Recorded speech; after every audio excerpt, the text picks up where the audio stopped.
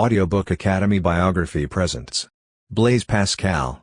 Blaise Pascal was a French mathematician, physicist, religious philosopher, and master of prose who lived from June 19, 1623, in Clermont-Ferrand, France, until August 19, 1662, in Paris. Pascal's idea of pressure and his theological theology, which stated that God could only be understood via the heart rather than the mind, were all founded on the principles he established. Henri Bergson and Jean-Jacques Rousseau, as well as the existentialists, were influenced by his theory of intuitionism. Years in Port-Royal. At Clermont-Ferrand's court, Étienne Pascal, Pascal's father, presided. After his mother's death in 1626, his family relocated to Paris in 1631. As a respected mathematician, Étienne dedicated himself to raising his children. While Blaise's sister Jacqueline, born in 1625, was considered a literary prodigy at a young age, he proved to be just as gifted in the field of mathematics. Based on his research into Rene Descartes' now classic work on synthetic projective geometry, he wrote an essay on conic sections titled Essai pour les coniques in 1640. Rene Descartes, the great French rationalist and mathematician, was envious of the young man's work, which was exceedingly successful in the field of mathematics. From 1642 to 1644, Pascal invented a calculating apparatus known as the Pascal and that he hoped would aid his father, who had been appointed intendant, local administrator, in Rouen by the King of France in 1639. Pascal's contemporaries considered the machine to be his most important contribution, and for good reason. It was the first digital calculator since it worked by counting integers. Thus, it is understandable that Pierre Séguier, when dedicating the machine to his successor as Chancellor of France in 1644, felt a sense of adolescent self-importance. Pascal's family adhered to Orthodox Roman Catholic teachings until 1646, albeit they sometimes sacrificed polite respectability for internal religion.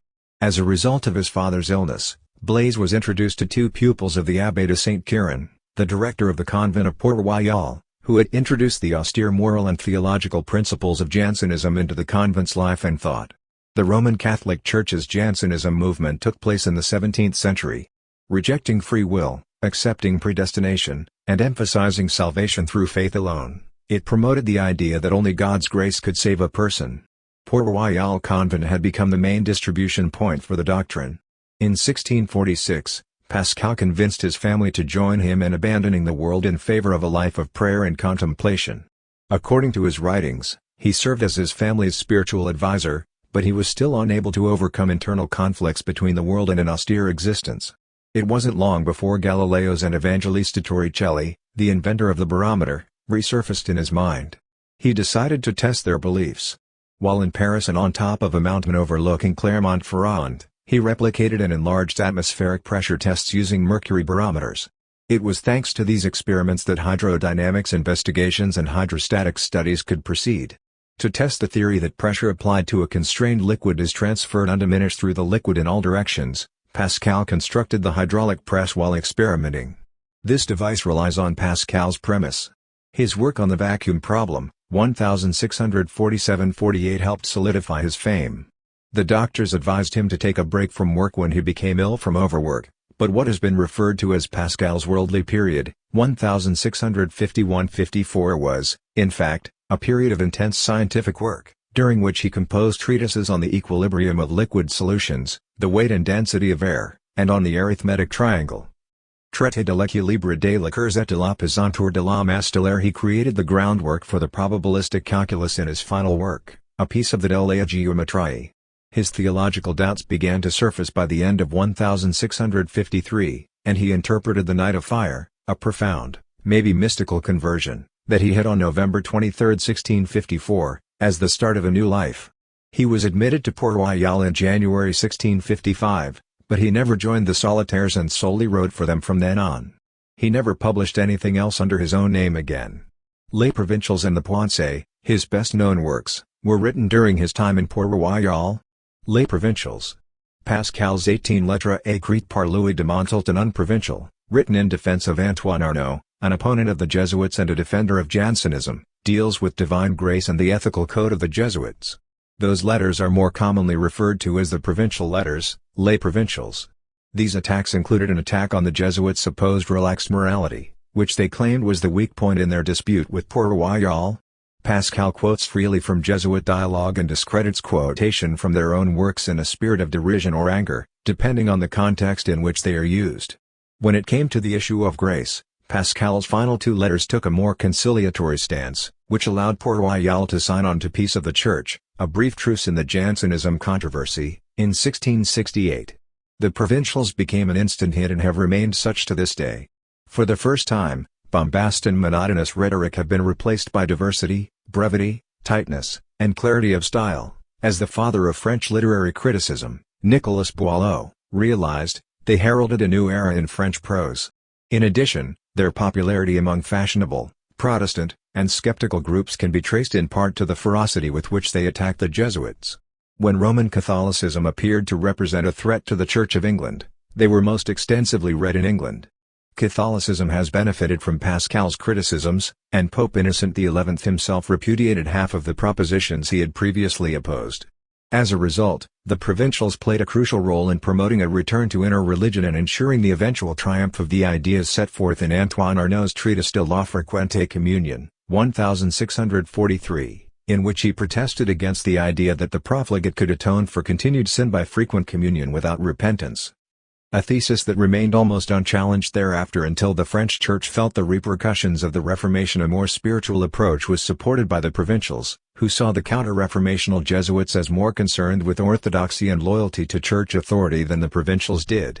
For this reason, Pascal aligns himself with those who feel that evangelical perfection is inseparable from the Christian life by rejecting any double standard in morality and the distinction between advice or commandment.